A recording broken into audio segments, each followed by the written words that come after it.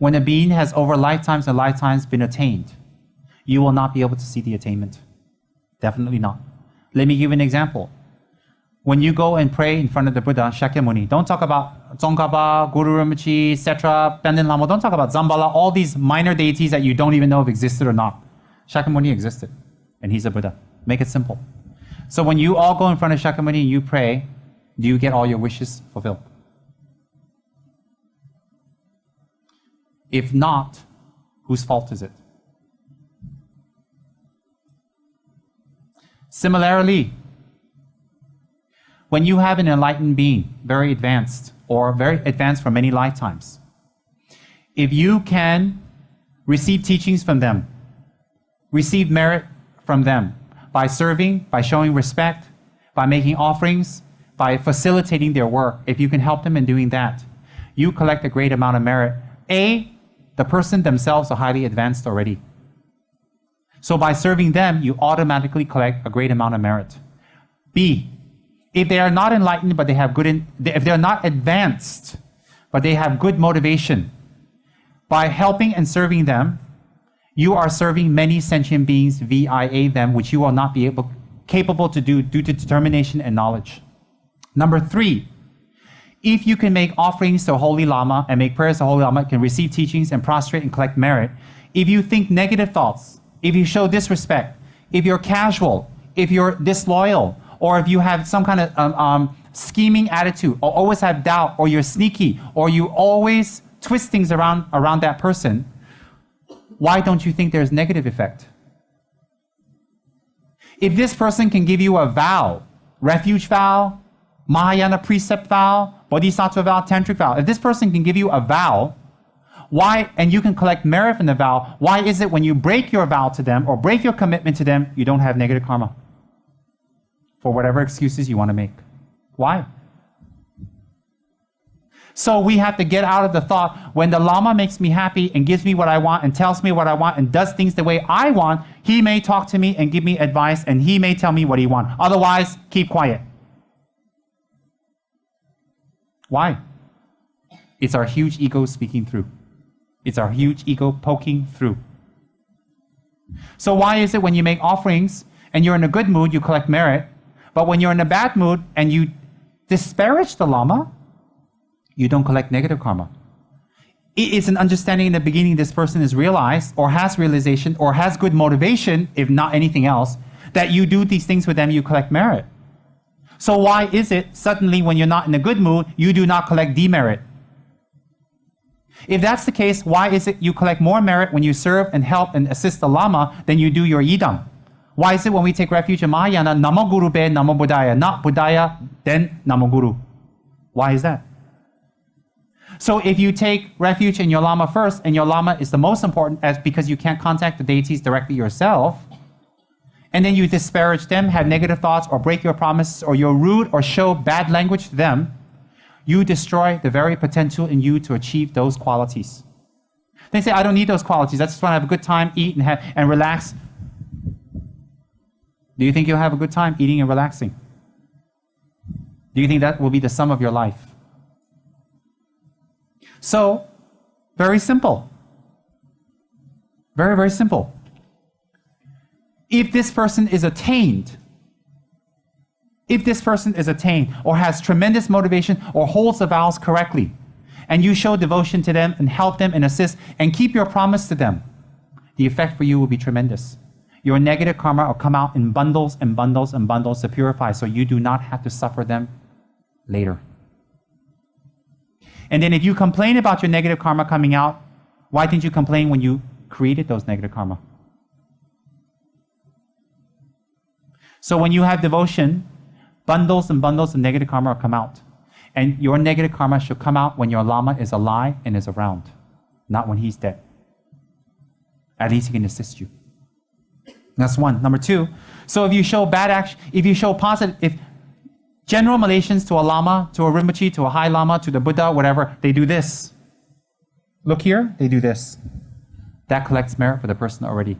That creates the karma and affinity to receive teachings, so you're showing humility. So why is it when you do this to your Lama, or when you do this to your Lama, or you don't collect negative karma? And if you can't control yourself with your Lama, then you can't control yourself anywhere.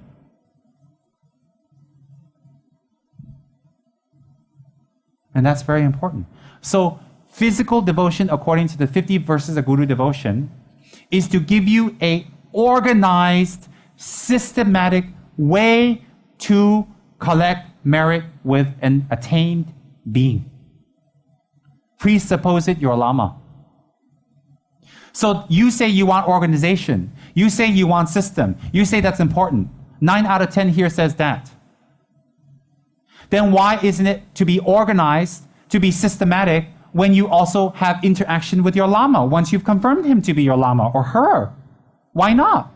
So why isn't that systematized? Why is all the systemizing and organization benefit only you and your ego and your convenience? It's to benefit your ego. Organizing is to benefit you for your ego. Why don't you want to set up an organization that benefits you to suppress and destroy your ego? Guru devotion. Why not?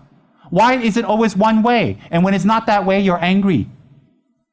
Or you question, or you want to run, or you want to escape, or you have doubts, or you gossip and you disparage. Thank you. Why is that?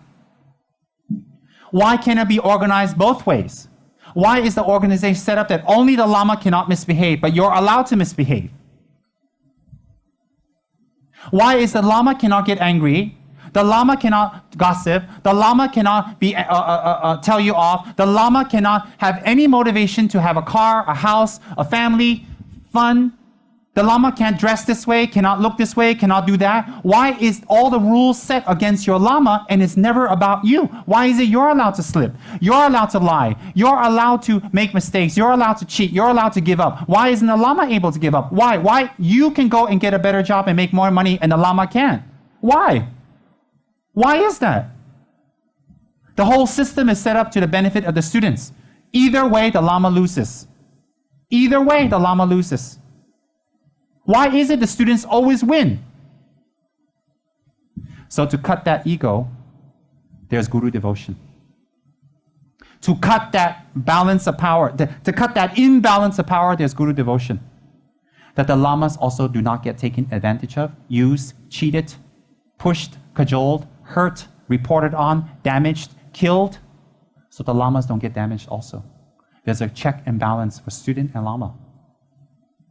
Why is it everything for the student, nothing for the Lama? Oh, you're enlightened, you're wonderful, you have bodhicitta, you have love. Maybe they do, maybe they don't. If they do, how much can they put up with that? How much setbacks can they put up? How many people can give up? How many people just have doubts? How many people spread rumors? All the time do that to the Lamas. Even if they're enlightened, they can't manifest their enlightenment. They cannot manifest their enlightenment. How many times did Devadatta set Buddha Shakyamuni back? All the times that Devadatta was not around, he wouldn't have been set back that many times. Maybe there are going to be another extra million practitioners now. Why is it everything set up that the Lama cannot make one single tiny mistake in the eyes of every culture, every upbringing, every background, every human being, which all of you have many different types of idea what is right and wrong. But the Lama must fit all of you and never make a mistake for any of you according to your projection. Why is that? Why is it when someone comes along, whispers nasty things about you, the Lama thinks more compassion help you more. But when people whisper things about your Lama, you run away. Why? Oh, because the Lama has to be compassionate? No. You need to be compassionate too. You need to be loyal too. You need to be devoted too. You need to be not materialistic too. Because the question here is not the Lama, is you. The person trying to get enlightenment presupposed is you, not the Lama. So all these rules you inflict on the Lama should be inflicted on you. When you want to quit, you can't quit. How about if the Lama quits? See you later, I don't have enough money. See you later, I don't have enough face. See you later, I don't have a good position. See you later, I don't have a good house. See you later, I don't have a good friends. See you later, I don't get good food. See you later. How would you feel? The Buddhism will come to an end immediately. But why is it the Lama's not allowed and you're allowed to? Because he's practiced? No, because he's worked harder than you for many lifetimes, and you haven't. And you still want to be on vacation. You still want to take advantage of him. You still want him to do all the work, push, raise the funds, talk, teach, meditate, become attained, become enlightened, and you still want to have your leeway and not do anything. for many lifetimes, because the Lama and you were the same in the beginning. But the Lama became attained and took many lifetimes out of control to benefit people. You're still being rolled and tossed in the winds of karma. So when you come back with the Lama, you still want easy way out, and you don't want to take responsibility, but you want the Lama to do everything for you. That's the name of the game. That's the real truth, the blatant truth. That's the real, and that's for every Lama around the world that has made it and so-called inverted commas not made it. They're not allowed any leeway. They're not allowed to make any money. They're not allowed to complain. They're not allowed to not have any, they're not allowed to have any material items. They're not allowed to enjoy or have a life of their own. They're not allowed to have reputation. They're not allowed to get angry or jealous or unhappy. They're not allowed to scold or express unhappy anyway. And they're supposed to give everything they have to anyone who comes along and insinuates even, help me. Everything they have, they must give, even to the detriment of another student or another person. And yet they're not even allowed to get a salary. They're not even allowed to get a salary. Just like it says here. Only later he started getting a salary to survive. Even that wasn't enough. Don't you see that your Lama's qualities are shining through? Under all that, he's still with you? Why is it that you're allowed to make all the mistakes for the last 17 lifetimes and your Lama is not allowed to? Why? If your Lama had 17 lifetimes and you've been reincarnated 17 times, how come for the last 17 lifetimes he has to hold his vows, he has to reincarnate, he has to absorb the sufferings of others, he has to put up with poverty and difficulties and being born in barbaric lands? Why? Why is it that you still have a free run of what you want to do? Give me money, give me this, give me fun, give me fun time. Why? You think you're not fair. You're not fair at all to your Lamas. And that's why you're not fair to yourself. Because you still expect someone else to do everything for you, but you leave yourself the option to run away. Physically run away is not the point. Here, I don't want to do it, leave it to someone else. Then you're irresponsible. Is that fair? Some guru has to speak out. We've had enough. I like that. It's very, it's like not about me anymore. Some guru and some Lama has to speak out. The Dalai Lama is just too nice. He's Avalokiteshvara. So the bottom of the barrel will speak out. I will visualize myself as Vajrapani and speak out. Why is it like that? Why is it you can go and make more money? Why is it you can go take care of your family? Why is it your children are more important? Why is it your house is more important? Why is it your career is more important? Why is it that you and your reputation is more important? Why? Why is it always like that? Life after life after life after life after life. You're more important, but the Lama cannot slip. Powerful. Why is it you can show bad action and be rude and ugly and mean and shrug your shoulders and fold your hands and be very black-faced to the Lama, but he can't be? Oh, Rinpoche raised his voice, and I raise it louder. Why? Why is that? How come you can go and find your careers, and when you've made your money, you'll come back and help the Dharma? What about me? Why is that?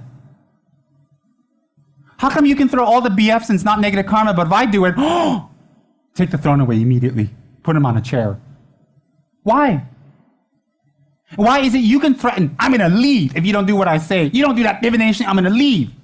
Oh, your mantra didn't work, I'm going to leave. I'm going to find a new guru. Fine. Get lost. Why? How would you like it? The Lama says, I'm going to find a new student. How would you like it? How would you like to be threatened back?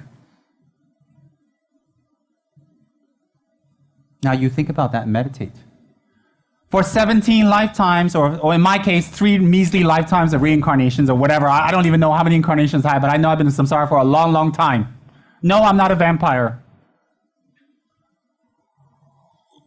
How come every single lifetime I have to be good and you don't, even in this lifetime? And if I am an attained person, how did I become attained? Was I born that way, or I made effort in my previous life? I made effort in my previous life to become attained. If I am. I'm not saying I am. I'm hypothetically giving you a question so I can slam you down. Thank you.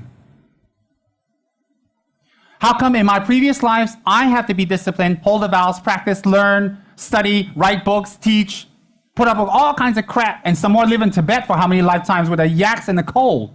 And you can prance around all over Monaco and all that stuff. hang out in Malaysia and have a great time here. How come? So for how many lifetimes we've been reincarnated? I'm here for 17, whatever you want to believe, and you're here for 17 too. How come all those lifetimes you can have a great time, chase after family, have sex, have fun, go after money and position, and you're still doing that now, but I can't? You think about that. And you're still thinking about doing that and validating it. Then you think why you suffer? You think why you're lost? Devotion to the Lama is to break that mind. Devotion to the Lama in a systematized way is, according to the Guru Panchasika, the 50 verses of Guru devotion. The 50 verses of Guru devotion is a systematized, organized way to show devotion to your Lama outwardly in order to curb the inner barbarian in you.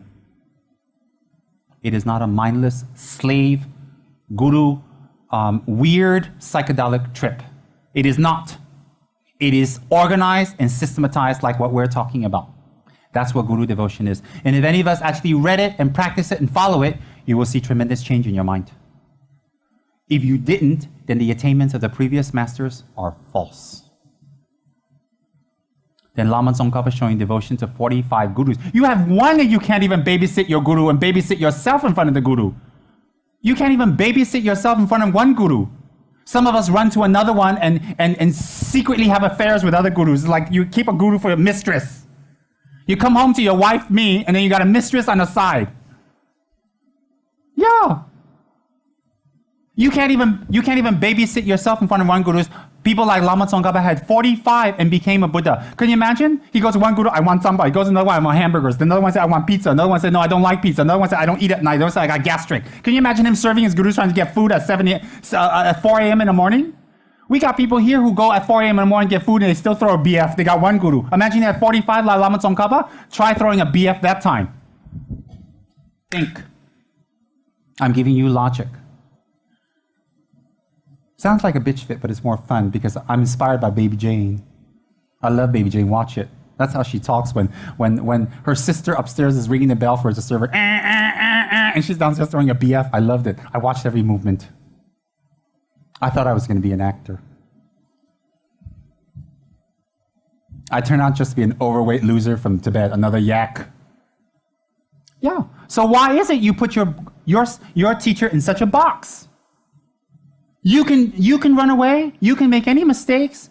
You can act any way you want. You're excused from any commitment, any practice, any talk. You're excused from everything. But your guru is not. But your guru still has to be number one. Why? And that's where you don't achieve. You meditate on that point. You meditate on that and you think about it and you meditate sincerely from your heart without any excuses, and then you will overcome.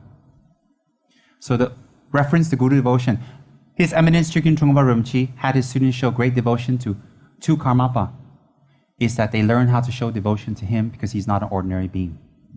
But when he first came there, he couldn't just show up in America and say, hey, I'm an extraordinary being. If you show devotion to me, you'll gain enlightenment faster. He proved who he was toward the end of his life. But it was too late for many people. But no choice, because he went to a land of the barbarians, materialism. Cutting through spiritual materialism. He had to do that. So what happens when he went there? He had to show friend, fun, wear this, just go here, have parties, din, to gain their confidence and teach in the Dharma. And later people became very devoted to him. Very, even now. So he had to do that in the land of the barbarians who didn't understand the nature of an enlightened mind and the relationship with an enlightened mind. So therefore he showed great devotion to his Lama in order to give them the message how he should be treated, not out of ego, because he is attained. Chögyam Trungpa Rinpoche is attained. So by showing devotion to another Lama, he was sending them a message in a very polite, non-egotistical way. And preparing them for Abhisheka of Vajrayogini. That if you treat your Lama so casually, with no respect, always go against, not listen, not challenge yourself, and always run away from your Lama, how are you going to run around saying, I want initiation, I want higher practice? It will never happen. The cause must resemble the result. And that's what Chögyam Trungpa's message to his students were. Very deep and profound. To people who are not ready, it will look as if it's an ego trip. It couldn't have been because look at the result of his work. Any questions?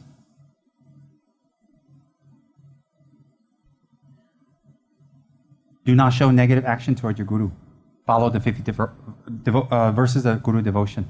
I do. Do not even show a black face. Do not be disrespectful. Whatever the Lama asks you to do, do it all the way, and don't think left and right and maybe and can and cannot, or under this condition or that condition, and bargain and barter with your Lama. Do not barter and bargain with your Lama.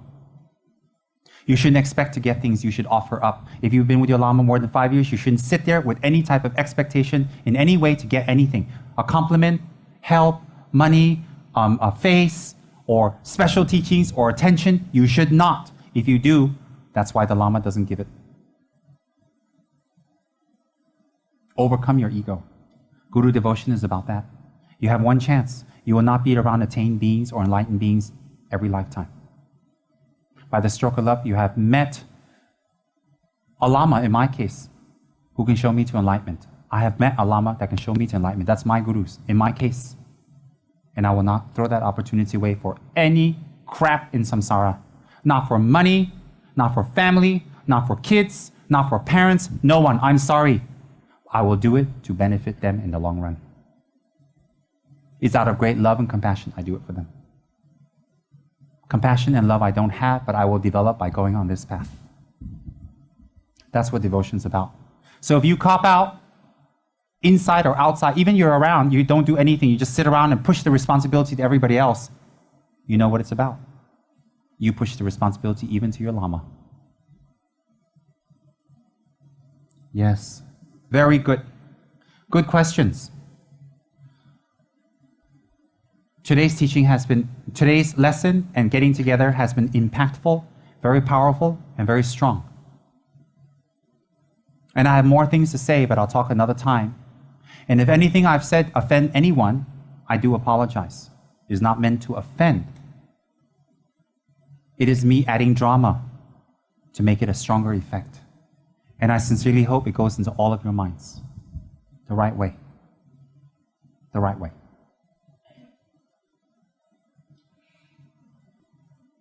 See? Sometimes you need to throw a BF. And everything that I've said, I am not wishing or insinuating for you to respect me or to kiss my butt. I'm telling you how it really is. Do not interpret it wrong. I am here to teach the Dharma. I am here to share the Dharma and nothing else. And I am here to stay. I promise you, you'll be burying me here. You will be either cremating or burying me here. That's how far I'm going to stay.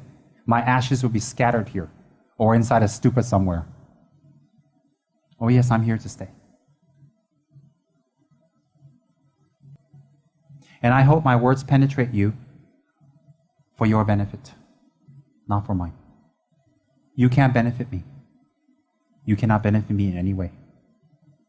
I hope my words have penetrated deep inside, that it makes a deep change in you. Please don't waste any more time. Let's make the Dharma grow. Let's make ourselves grow. Let's commit to each other. I will not abandon you. You shouldn't abandon me. How should you not abandon me? By breaking your vows, by not doing your practice, by chasing after money, by being angry, by not showing compassion and forgiving to others. That's how you abandon me. I will personally, as one person, meet each one of you. Even if it's twice a day, it doesn't matter. I will meet you. I will personally read through each chapter with you, and I'll read through it again and again with each one of you. I will personally explain and answer your questions. I will do that for all of you, each one of you, and I will continue doing that. If it will expedite your Dharma learning and get you to practice and let go, I'll be very happy. Very, very happy. Where there is no Dharma, let there be the Dharma. Where there is Dharma, let me make it stronger. Where there's a misunderstanding of Dharma, may I take the responsibility and the burdens and the difficulties and accept it and make it spread and clear the wrong views. May the glorious teachings of Shakyamuni Tsongkhapa go into pervade the 10 directions and in the 10 directions of our own mind. We have wasted many, many lifetimes, and we have squandered and we had fun for many, many lifetimes. Let's not do that again in this lifetime. Bless us, my Lord. Bless us, my Lord, Shakyamuni, Lama Tsongkhapa, like the sun and the moon, to make use of my life. May I have supreme Guru devotion, a Guru devotion that is even beyond bodily and facial expression, that comes in the surrender of my ego, so that I do not suffer anymore. May I carry on the lineages of Lama Tsongkhapa and Ganden in this great country, and may I be a lineage holder, and may I spread the lineage to others. May I be a benefit to others. Any work that I have accepted from the society, may I hold it well, go all the way with it, and finish it. May I be very committed. May I bring benefit to myself and others. Please, may I bring benefit to myself and others in the ultimate way. I take refuge in the Buddha. I take refuge in the Dharma. I take refuge in the Sangha.